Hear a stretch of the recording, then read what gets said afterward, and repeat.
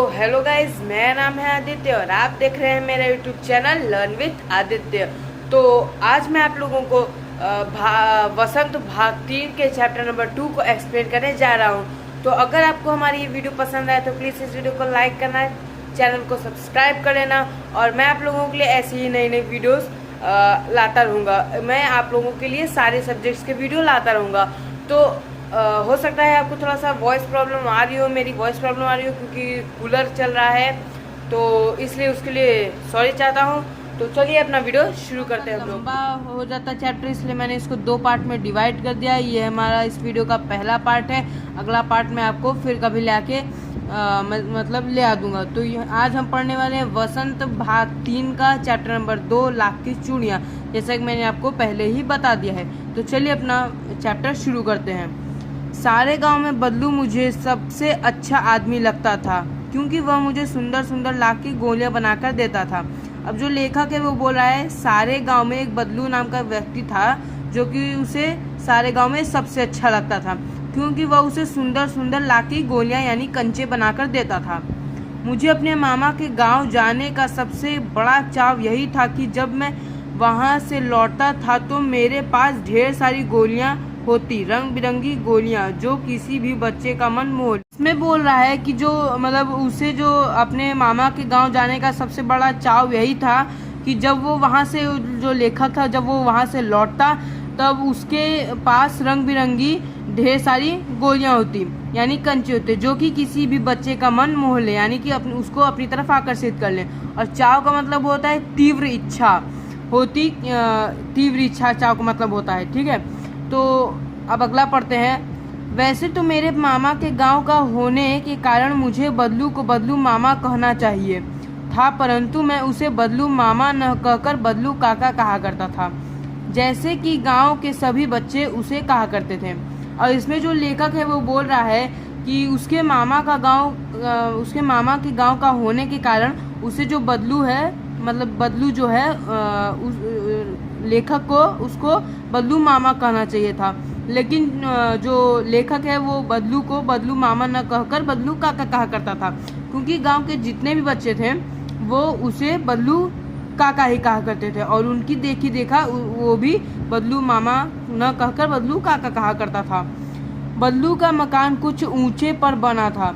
अब ये बोल रहा है कि बदलू का जो मकान था वो कुछ ऊंचे बना था, यानी कि थोड़ा सा ऊपर था।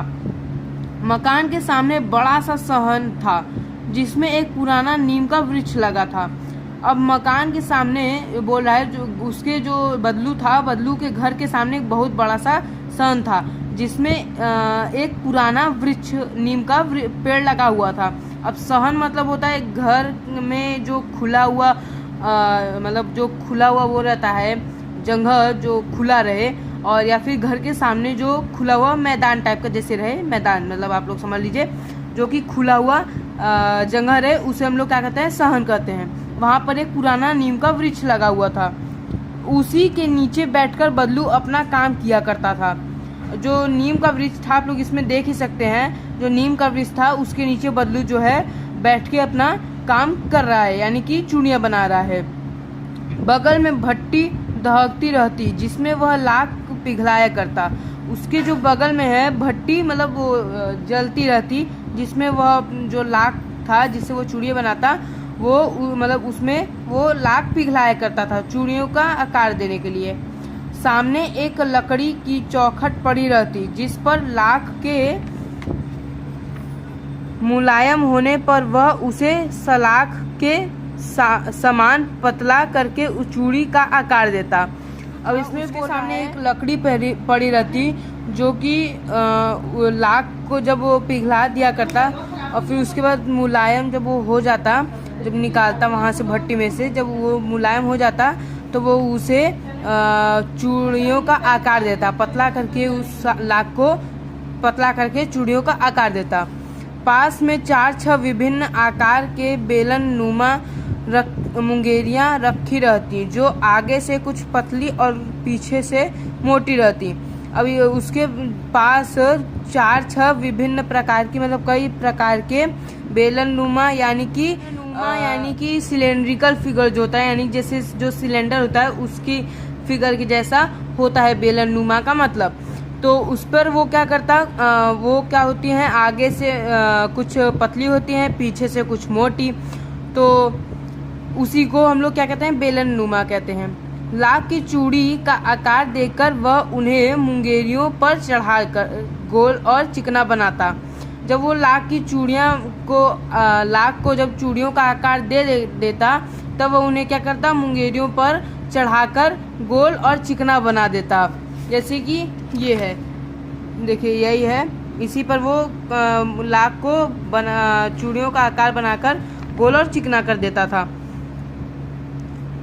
और तब एक एक कर पूरे हाथ की चूड़ियाँ बना चुकने के पश्चात वह उन पर रंग करता। और जब एक एक करके जब उसने जब बना लेता तो उन्हें क्या करता, एक एक जब पूरे हाथों की चूड़ियाँ बना लेता तब वह उन पर रंग भर देता। बदलू यह कार्य सदा ही एक मचिए पर बैठकर किया करता था जो बहुत ही पुरानी थी। जो बदलू जो ये काम करता था, जैसे जो खटिया टाइप नहीं होता जिस पे बैठा जाता है, वही उसका मचिया का मतलब होता है। तो बगल में ही हुक्का रखा रहता जिसे वह बीच बीच में पीता रहता।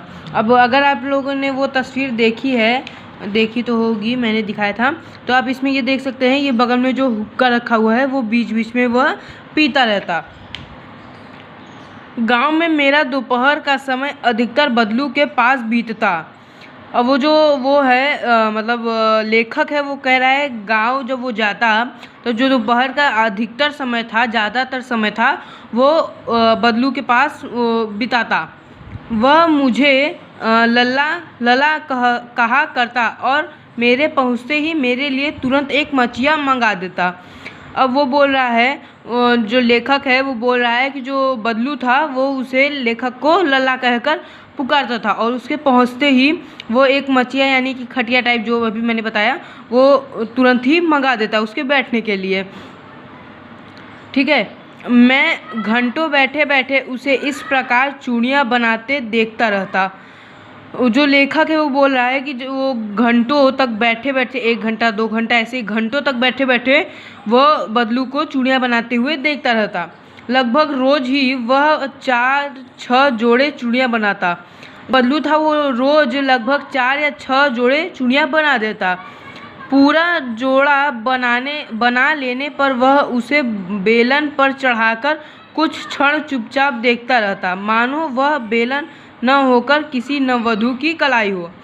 अब जो वो है बदलू है, वो जब पूरा जोड़ा बना लेता तो वो उसे क्या करता, एक बेलन पर चढ़ाकर चुपचाप बैठकर देखता रहता, मानो कि जैसे वो किसी चूड़ी को नहीं बल्कि नववधू की कलाई हो, उस वैसे देख रहा था।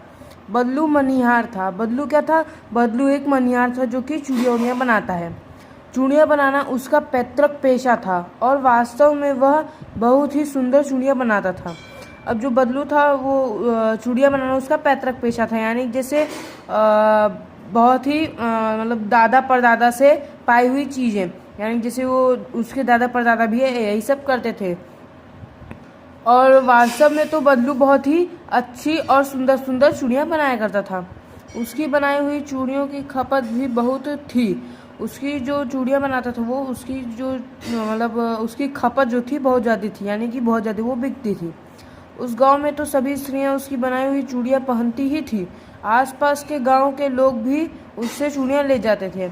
जो जिस गांव में बदलू रहता था उस गांव की तो स्त्रियाँ लेके ही जाती थी चूड़ियाँ, मगर जो आसपास के गांव थे उन गांव में से भी लोग आकर उससे चूड़ियाँ ले जाते थे, परंतु वह कभी भी चूड़ियों को पैसे से बेचता न था। अब जो बदलू था वो चूड़ियों को पैसे से नहीं बेचता था। उसका अभी तक वस्तु विनिमय का तरीका था। अब वस्तु विनिमय होता है एक वस्तु के बदले दूसरी वस्तु लेना, ठीक है, ये तरीका था उसका। और लोग अनाज के बदले उससे चूड़ियाँ ले जाते थे, और जो लोग थे वो क्या करते थे, अनाज के बदले बदलू से चूड़ियाँ ले जाते थे। बदलू स्वभाव में बहुत सीधा था। और बदलू क्या था, स्वभाव में बहुत ज़्यादा ही सीधा था। मैंने कभी भी उसे किसी से झगड़ते नहीं देखा। अब जो लेखक है वो कह रहा है कि लेखक ने कभी बदलू को किसी से झगड़ते हुए नहीं देखा था। हाँ, शादी विवाह के अवसरों पर वह अवश्य जिद पकड़ जाता था। हाँ, ये है कि जब शादी ब्याह होता था उन सब में वो जिद पकड़ लेता था। जीवन भर चाहे कोई उससे मुफ्त चूड़ियाँ ले जाए, परंतु विवाह के अवसर पर वह सारी कसर निकाल लेता था। अब जीवन भर चाहे कोई भी उससे चूड़ियाँ ले जाए मुफ्त में, फ्री में, तो वो क्या करता था, मतलब फ्री में ले जाए, लेकिन क्या करता था, वो शादी ब्याह के अवसर पर सारी कसरें अपनी निकाल लेता था। आखिर सुहाग के जोड़े का महत्व भी और होता है। आखिर क्या है, आखिर जो सुहाग का जोड़ा होता है उसका ही महत्व कुछ और होता है। मुझे याद है मेरे मामा के यहाँ किसी लड़की के विवाह पर जरा सी किसी बात पर बिगड़ गया था। अब क्या है, उसे जो लेखक है वो कह रहा है कि हाँ, मुझे याद है कि जब उसके मामा के गांव में किसी लड़की की शादी थी तो जरा सी बात पे जो बदलू था वो बिगड़ गया था और फिर उसको मनाने में लोहे लग गए थे। और उसे मनाने में क्या लग गए थे, लोहे लग गए थे, यानी कि बहुत मुश्किलें आई थी उसे मनाने में। विवाह में इसी जोड़े का मूल्य इतना बढ़ जाता था कि उसके लिए उसकी घरवाली को सारे वस्त्र मिलते थे। अब विवाह के अवसरों पे इस जोड़े का मूल्य इतना बढ़ जाता था कि मतलब जो उसकी जो मतलब वाइफ थी बदलू की, उसे सारे कपड़े मिल जाते थे, ढेर सारा अनाज मिलता और उसको जो बदलू था उसको पगड़ी मिलती और जो पैसे मिलते सो अलग। यदि संसार में बदलू को किसी बात से चिढ़ थी तो वह थी कांच की चूड़ियों से। अब जो बदलू था उसे संसार में किसी चीज से चिढ़ थी तो वो थी क्या, कांच की चूड़ियों से। यदि किसी भी स्त्री के हाथों में उसे कांच की चूड़ियां दिख जाती तो वह अंदर ही अंदर कूढ़ उठता और कभी कभी तो 2-4 बातें भी सुना देता। अब जो बदलू था, अगर उसके गांव में किसी के भी हाथ में अगर उसको कांच की चूड़ियां मिल जाती या फिर कहीं भी, तो वो क्या करता, अंदर ही अंदर कुढ़ता रहता और कभी कभार तो वो 2-4 बातें भी उसको सुना दिया करता। मुझसे तो वह घंटों बातें किया करता। अब जो वो है लेखक है वो क्या कह रहा है, लेखक से जो बदलू था वो घंटे बातें किया करता। कभी मेरी पढ़ाई के बारे में पूछता, कभी मेरे घर के बारे में और कभी यो ही शहर के जीवन के बारे में। अब जो बदलू था वो क्या करता था, कभी कभार तो लेखक से पढ़ाई के बारे में उसको पूछ लेता था और कभी कभार तो मतलब उसके घर के बारे में पूछ लेता और कभी तो वो शहर के जीवन के बारे में भी पूछ लेता, मतलब शहर में लोग कैसे रहते हैं। मैं उससे कहता कि शहर में सब कांच की चूड़ियां पहनते हैं तो वह उत्तर देता, शहर की बात और है लला। अब जब वो लेखक कहता कि शहर में तो सब स्त्रियां कांच की चूड़ियां पहनती, तो जो बदलू था वो उत्तर देता क्या, कि शहर की बात तो कुछ और ही है लल्ला, वहाँ तो सभी कुछ होता है, सभी तो होता है, वहाँ तो सभी कुछ होता है। वहाँ तो औरतें अपने मर्द का हाथ पकड़कर सड़कों पर घूमती भी हैं। इस लाइन को मुझे समझाने की आप लोगों को ज़रूरत नहीं है, इसमें तो साफ साफ यही पता चल रहा है ना, यानी कि वहाँ का जो माहौल है, वहाँ सब मतलब वाइफ अपने हस्बैंड का हाथ पकड़ के घूमती रहती है सड़कों पर और फिर उनकी कलाइयाँ नाजुक होती हैं ना, लाख की चूड़ियाँ पहने तो मोच ना आ जाए। मतलब ये बोल रहा है बदलू है कि उन जो शहर की औरतें होती हैं उनकी कलाइयाँ बहुत वो होती हैं, नाजुक होती हैं, लाख की चूड़ियाँ पहन ले तो मोच ना आ जाए। कभी कभी बदलू मेरी अच्छी खासी खातिर भी करता।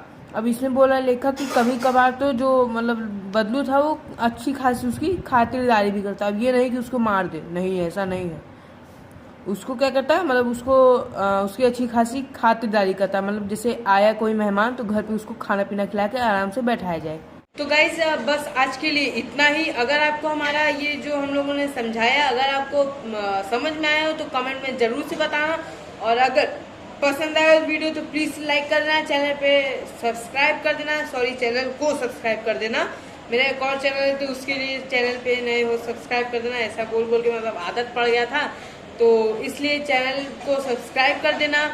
तो मिलते हैं आपसे नेक्स्ट वीडियो में। तब तक को लगाओ कि नहीं भाई ये मतलब तूने गलत समझाया है या मैंने इसको गलत समझाया है, तो आप लोग कमेंट में करके जरूर से बता सकते हैं कि ये आपने गलत समझाया या तुमने गलत समझाया है, इसको थोड़ा अच्छे से समझाओ। तो मैं उसको जरूर से जरूर कोशिश करूंगा उसको अच्छे से बनाने की। ठीक है, अगर आपको मेरी वीडियो पसंद आए तो फिर से बता लो, लाइक कर देना, चैनल को सब्सक्राइब कर देना। मिलते हैं आपसे नेक्स्ट वीडियो में।